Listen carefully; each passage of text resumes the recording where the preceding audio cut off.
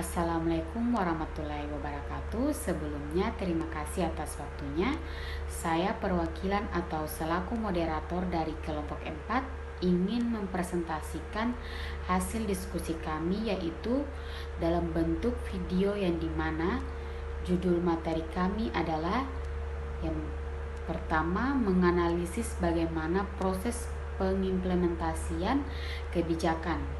Yang kedua, menganalisis dan memberikan rekomendasi maupun advokasi dari proses pengembangan kebijakan.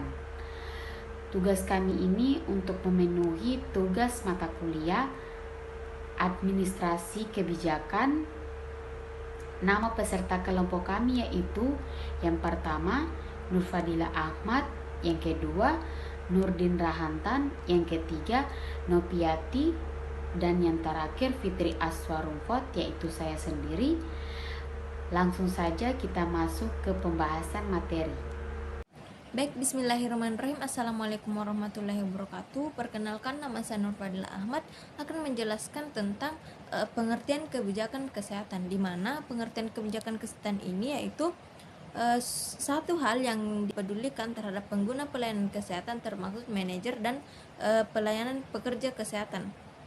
Nah, di mana dalam hal ini kebijakan-kebijakan yang dimaksud yaitu kebijakan apa saja yang dapat diambil agar pelayanan kesehatan rumah sakit dapat sesuai dengan tujuan pembentukan kebijakan itu dibentuk. Slide selanjutnya ada tujuan dari kebijakan. Nah, di sini menurut Gormley 1999, tujuan dari kebijakan kesehatan untuk menyediakan pola pencegahan pelayanan yang terfokus pada pemeliharaan kesehatan, pengobatan penyakit, dan perlindungan terhadap kaum rentan, di mana dalam hal ini tujuan dari pembentukan kebijakan untuk menyediakan pelayanan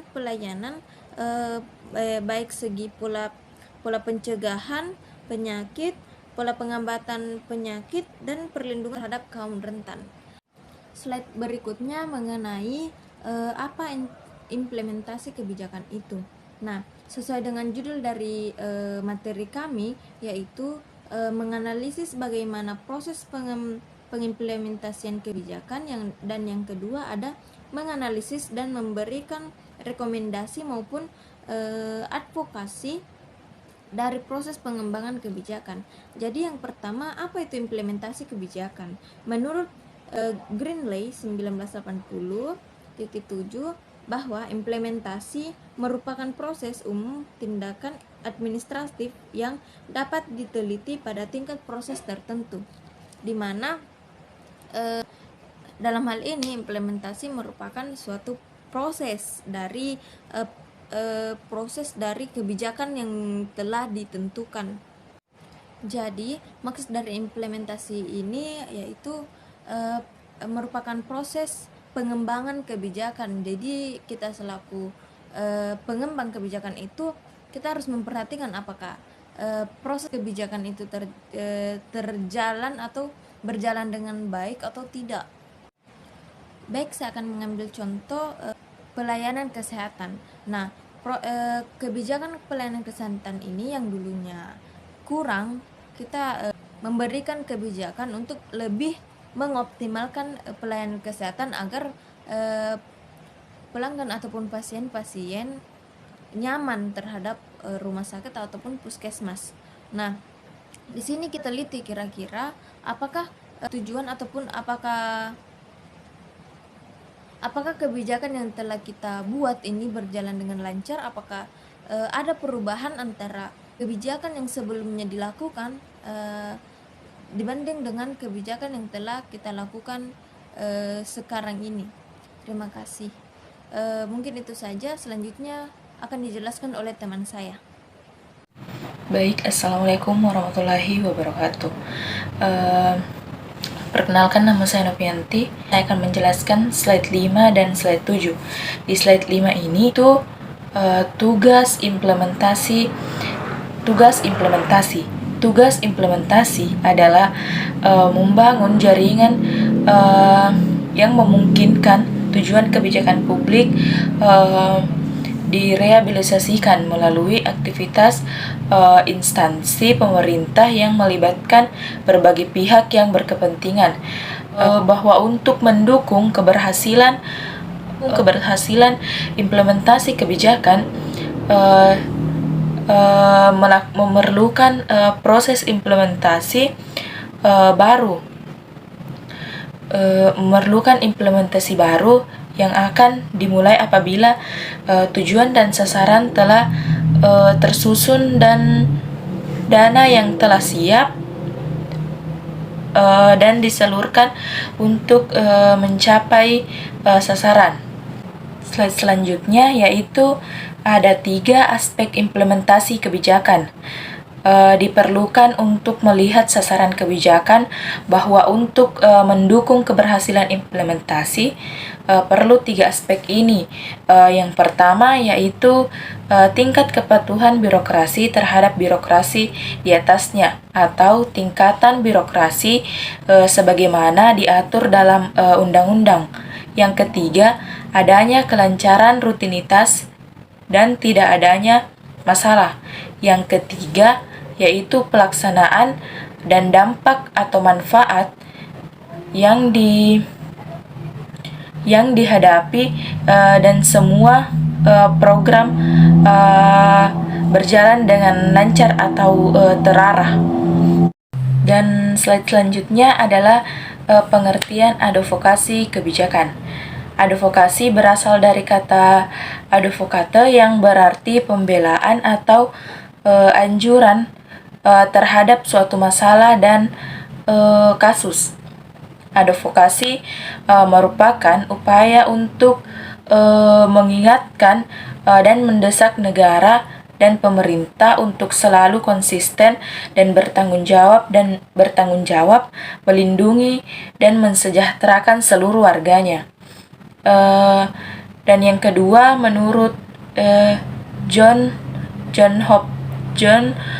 Hopkins tahun 1990, advokasi adalah usaha untuk mempengaruhi kebijakan publik melalui kebersamaan, melalui bermacam-macam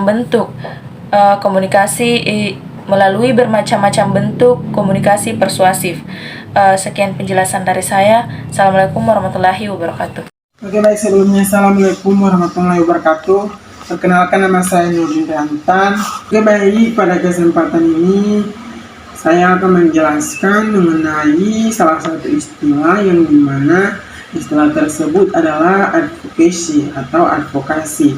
Nah, istilah advokasi atau advokasi di bidang kesehatan mulai digunakan dalam program kesehatan masyarakat pertama kali oleh WHO pada tahun 1984 sebagai salah satu strategi global pendidikan atau promosi kesehatan. WHO merumuskan bahwa dalam mewujudkan visi dan misi promosi kesehatan secara efektif menggunakan 3 strategi, di mana 3 strategi ini yang pertama advocacy, yang kedua social support, dan yang ketiga empowerment. Baik, untuk slide selanjutnya, advokasi diartikan sebagai upaya pendekatan terhadap orang lain yang dianggap mempunyai pengaruh terhadap keberhasilan suatu program atau kegiatan yang dilaksanakan.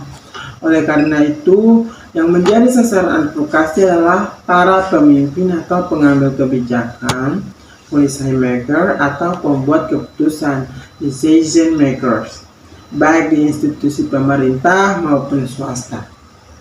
Dalam advokasi, para komunikasi sangat penting, sehingga komunikasi dalam rangka advokasi kesehatan memerlukan kiat khusus agar komunikasi efektif.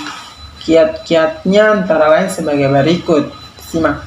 Yang pertama, jelas. Selanjutnya, benar, konkret, lengkap, ringkas, meyakinkan, kontekstual, berani, hati-hati, dan sopan. Nah, itulah peran komunikasi yang sangat penting dan beberapa kiatnya yang harus diperlukan dalam berkomunikasi yang telah saya sebutkan. Mungkin itu saya yang dapat saya sampaikan, kurang dan lebihnya mohon maaf. Terima kasih. Baik, prinsip dasar advokasi. Prinsip dasar advokasi adalah tidak hanya sekedar melakukan lobby politik, tetapi mencakup kegiatan persuasif, memberikan semangat dan bahkan sampai memberikan pressure atau tekanan kepada para pemimpin institusi. Selanjutnya, advokasi pembangunan kesehatan, yaitu tujuannya satu, agar kesehatan menjadi arus utama pembangunan nasional. Yang kedua, agar pembangunan kesehatan tidak lagi dianggap sebagai sektor pinggir. Yang ketiga, agar sektor kesehatan tidak dianggap sebagai sektor yang hanya menghabiskan anggaran. Yang keempat, agar sektor kesehatan tidak dijadikan penghasil PAD. Dan kelima, implementasi dari Health for All. Baik, itulah tadi penjelasan dari kelompok kami. Lebih dan kurangnya mohon dimaafkan. Wabillahi taufiq wal hidayah. Wassalamualaikum warahmatullahi wabarakatuh.